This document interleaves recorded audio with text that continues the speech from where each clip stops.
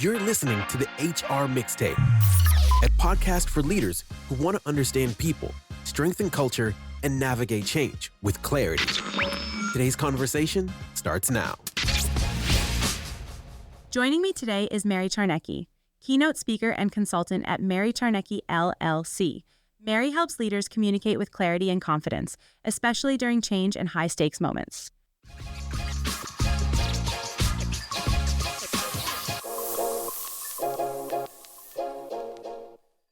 Mary, thank you so much for jumping on the podcast with me today. Absolutely. Thanks so much for having me here. So you really help leaders turn their ideas into influence. And so I'd love to start with maybe a little bit about your background and passion around storytelling as a leader. Well, I've always been a storyteller. Just ask my kids. They probably got more stories growing up than the average bear. But for me, my passion around storytelling and leadership started formulating in my own career when I started to look at the mentors and models that I had as I went through the different roles in strategy and marketing that I had at Johnson & Johnson, WebMD.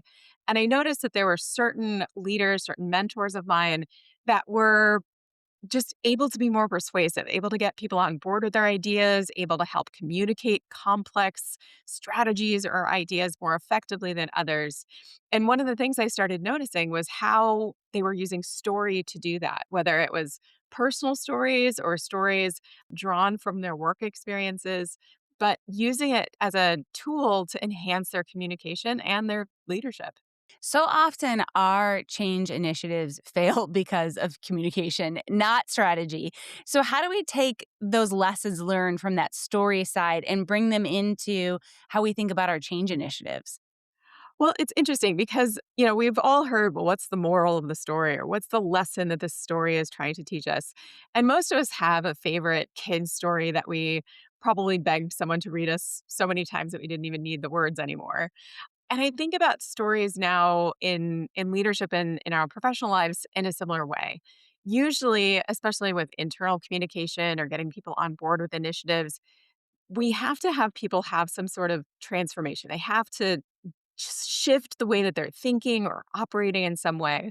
And the story can help us help them understand it in a more comfortable, more approachable way. And so the way I think about it is first identifying, okay, well, what is the block? What is it that someone isn't quite getting or understanding or seeing as in their best interest or aligned with their goals?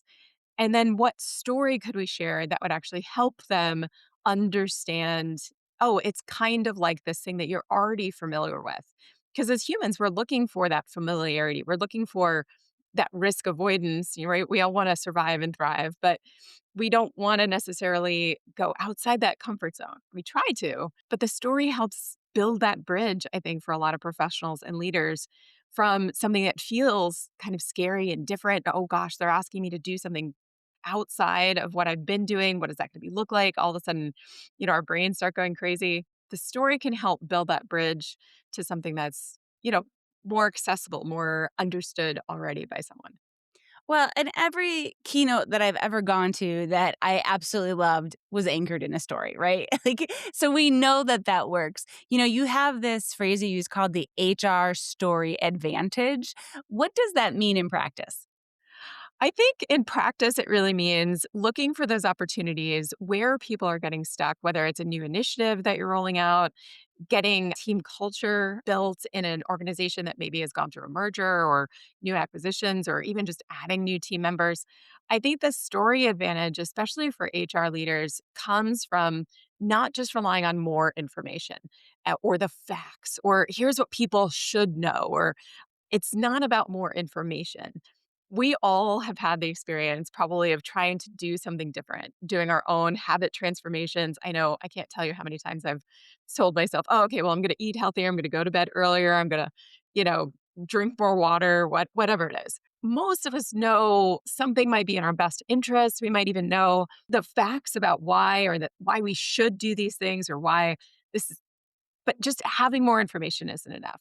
So the story advantage gives us a key, gives us a a toolkit to actually make sure that we're not just relying on more information to get people on board with a new transformation or new initiative, that we actually can use the story to do that much more easily and effective. Well, I have found in my own career that when I'm working with heavy pieces of data, that it lands better if you can kind of create the imagination and tap into that and use your data points to activate that. That's worked for me, but I'd love to hear from you, what do you think are like the essential ingredients that a story actually needs to have to move the needle in the way that we need to in our space? Definitely. And you make a great point, which is sometimes we do need to transmit certain facts or figures or data points. But when we wrap it in that story, I think that's where the memory actually gets built, right? People can absorb the information more effectively. So when we're thinking about building these stories, we are looking for a scenario, a moment that people can really kind of embed themselves into. So it's not about telling a 100-year origin story of your company or something like that. It's about picking a moment, a space, a time, a room that someone can walk into. And so that's the first thing is it's really based in a moment, a story based on a moment of transformation of aha. And then thinking about that moment, okay, well, how can we bring them into that space? So thinking about the sensory details that you're going to want to talk about. What were you feeling before or the character if it wasn't you, what was that person feeling before? What was the status quo? What was the boom moment? What happened? How were they feeling then? What was the room like? Who walked in? What crashed through the window? Whatever it was. And then what was the feeling afterwards? So thinking about the moment, number one, thinking about the sensory details to bring us into that moment, number two. And then number three, thinking about what that arc really is, the before, the moment of transformation, and then the after. And that's really where that aha happens, right? If we're trying to get people on board with this initiative, right? Maybe the organization's going through a tough time. We're trying to keep people on board with the culture, align them behind potentially a new leader, whatever it is, we're trying to get them on board with this idea. So we're telling this story so that we can see our own arc, our own before after transformation in this story, this journey that this hero has gone on in that story that we're using as our example. How do you help HR leaders get better at this when they often need to communicate things with clarity and sometimes those things they really don't have control over, right? They end up being the messengers of the information, not the creators of it. So how do they find that story to be able to communicate it clearly? Yeah, so I think a lot of times it starts with not finding the stories. I think that's one of the mistakes a lot of people make is they're like, "Oh, we need to tell more stories. Let's just come up with a whole bunch of stories." I think honestly, especially for HR leaders, it's really identifying those story moments, those opportunity areas where are our teams getting stuck? What aren't they able to clearly understand or what aren't they feeling aligned to? What aren't they feeling connected to? Where do they feel that disconnect between what they're spending all their time doing and what the organization may be talking about. So I think that's really where especially HR leaders can make a huge difference is first kind of slowing down the, maybe executive team even that's saying, "Oh, we need more stories." To actually say, "Okay, but what are the stories gonna do?" Right? What transformation, what understanding, what are we trying to get this story to do for us? And then really making sure that that's the guiding light, right? That is the use case that is being used to choose the right story. And so, especially when, like you're saying, this may be something that we're now being asked to transmit. We're not coming, this wasn't our idea, but that's a superpower is to be able to kind of slow the room, say, okay, before we jump to just telling any story, we're not telling a story for entertainment. We're telling a story for transmission of information, for transformation. And so really being able to guide people to say, okay, if what we need to do is have more alignment on the team, to feel less disconnection, to feel support and excitement about a new initiative that might feel intimidating to people based on their roles. Okay, if that's the job it needs to do now with fresh eyes, with strategic eyes, we can actually take that lens and start to look for maybe farm from either our leadership or ourselves the right story to match that job. It's interesting coming at it from that angle because I think right now we're sitting in a space where we're asked to communicate a lot more than we ever have before. The level of transparency that employees want is something I haven't seen in my career at this level. And so I'm curious, as you've helped people create better stories and find these moments, how do we find that balance between transparency and oversharing or undersharing, like missing the mark with the transparency piece? Yeah, I think we've all probably heard those stories, right, from leaders or mentors where you're like, "Ooh, that was a little overshare," right? It's like, now I'm uncomfortable. I didn't need to know that about you. So I think that's always the gut check, right? So we're passing the, is this going to make people feel more aligned, closer to the initiative, closer to the invitation we're making to them to get on board with an idea or initiative? Or is this going to make them uncomfortable? I think taking that audience centric approach and really playing it out and maybe doing also a few test cases, right? So I'm a huge fan of not just guessing. My background is in marketing. And so, I will always tell you, the market will tell you, we think we have the best story. We think we have the best marketing campaign. We think it's great. We are just an N of one, N of five. It's a committee, right? Decision.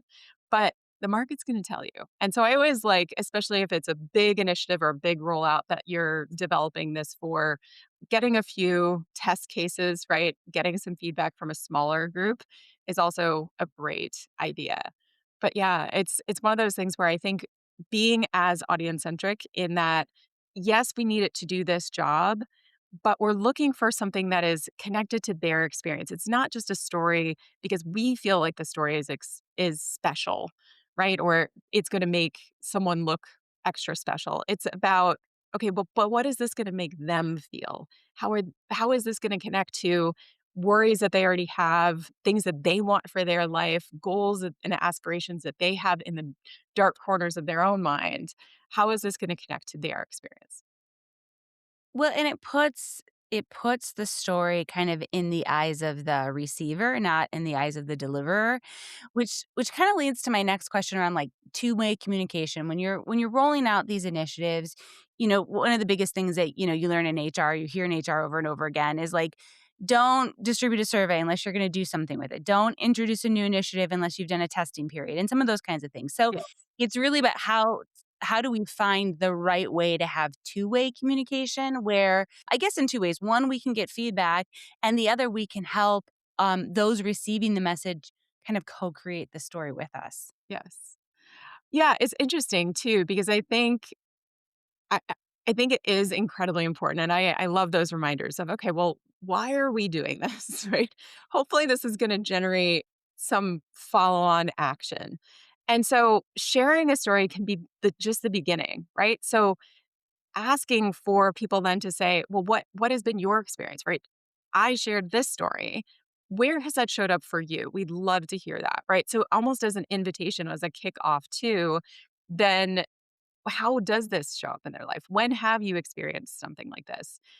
So for example, just one experience I've had in working with a client on developing one of these stories, she was in a marketing agency and rolling out a new initiative to reach out to a certain new kind of client and trying to get her team on board with the messaging that they were going forward with, which was, these are certain kinds of clients that in the past have been burned by other marketing agencies. We're trying to help them understand that we operate differently. We are a different kind of setup, right? We have a different way of going to business, going to market. And so the story that she told, her own personal story for her team that was going to be going out and doing the sales for her, was about getting a bad perm. Right? Very, very clear. Even if you've never had a bad perm, you probably know someone who has, right? And so she told this story to her clients when she was doing the selling, but also to her team that was then going to be selling for her. And she shared, look, I trusted my mom. I trusted the stylist, right? I begged them to do this. I trusted them. And then I got in the chair. They did the thing. I smelled the chemicals. I was so excited. And then I looked horrible, right? She's like, I know what it's like to trust the experts and be betrayed, which is exactly why we operate in our agency in a different way. And so when she was rolling this out to some of the people that were then going to be selling for her, she invited them. She said, "Look, you can't tell that story. You can tell it about me. That's fine. Borrow my story. But I don't want you going out there and saying, this is your story. I want you to bring your story. So tell me, right after today, after this training, like, I'd love to hear from all of you. What's one story where you trusted someone, right? You trusted someone to have your best interest in mind and they didn't. And what did that feel for you? How was that experience for you? And what did you learn? Right. And so that you can then, when you're trying to communicate this to our potential clients, to our prospects, how could you show up with your own story and help them understand what we stand for? Well, and I will tell you, just as you were relaying her story, if you have ever had a perm and you were talking about the scent, I literally could smell that. And I don't think I've had a perm since I was 10 years old. Yeah. Yeah. So, but it illustrates your point that there are these innate experiences that you can tap into that are very personal, but it drove a very important business initiative that you were trying to get out the door and communicate to the client. So I love that example. It's so good to think about. We have all these personal stories and they don't have to be epic. We're not trying to do a TED talk when we're doing these. We just want to make it personal and make that connection. So that was such a great example, I think, for those listening. Yeah, and I mean, I talk to executives and I coach speakers all the time, and even those that are doing TED Talks, it's usually the humblest story, right? Getting a bad haircut or, forgetting your homework or something like that, that these small moments used in the right way can be incredibly powerful. Yeah. How do you see AI helping, hindering, or advancing this type of communication? I use AI a ton, both with myself and my client. So I do think that it can be an incredible help. I think the biggest trap is relying on AI to come up with the story, right? We want it to be, to your point, authentic. We want it to be real. We want it to be based on a real human's experience and that moment of transformation. And so I think using AI as a brainstorming partner, as a refinement partner, is fantastic. And even helping you to even source your own brain. Because a lot of us, at least when I'm talking to some of the executives I work with and HR leaders who are trying to come up with their stories, all of a sudden we have to have like a moment and we come back to our life and we're like, have I ever done anything? You like your mind goes completely blank. So you just, sometimes it's nice to have AI come in and prompt you and say, oh, okay, give me some scenarios that I might be able to go back to my own memories and draw upon. And that's helped some of the executives that I've worked with who've been trying to, work from a blank page. Ugh, I love that. What a great use of, especially the talk features of some of these AI tools. Go for Yeah. a walk, have it in your head, and just kind of work through that. I love that. As you've coached leaders on making this transition, what are some of the poor communication tactics that leaders are doing right now that we can help them fix? I think one is just forgetting to take that pause and think about what's in it for them. Right? So I want to say this and I need to communicate these points and these are my talking points and this is what I have to get across. This is the information, right? All of that is important for us to know, but having that moment of pause to actually say, okay, but let me put myself in their shoes. How is this relevant to their world? What is their reality like? What would they say they want to feel more of or do more of? Now, with that frame, let me think about how I can communicate what I need to communicate through that lens. I think that's one of the biggest transformations that leaders today can make is just taking that moment to be more audience centric before they jump into whatever presentation they need to make. Yeah, so often as leaders, we're just trying to get stuff out the door. I mean, that's the reality, right? And we need to get things communicated, but we're missing the opportunity to actually make the connection where what we have to communicate will stick. And that's really what we want. We want the information to be able to stick. As we wrap up our conversation, Mary, my last question for you would be, what's one habit that leaders can start doing today to become better storytellers? I think honestly is finding whatever works for you in terms of starting to build your treasure trove. So yes, you can always go back and dig through your memories and brainstorm the stories. But even just moments where you may have an exchange or something happens and you're like, oh, okay, I don't know where I'm going to use that lesson. I don't know where I'm going to potentially pull up that moment. But whether it's a note apps on your phone or a physical, notebook, something that you can start to just keep track of some of those moments, those stories. That's something that I'm seeing as incredibly useful so that you have those stories that you can pull from in the moment where someone needs that. Oh, well, this is kind of like this experience that I had. Let me tell you a story. I love it. Mary, such great advice around storytelling and better communication and really thinking about influence in a different way. So thanks for chatting with me. Absolutely. Thank you for having me on the show.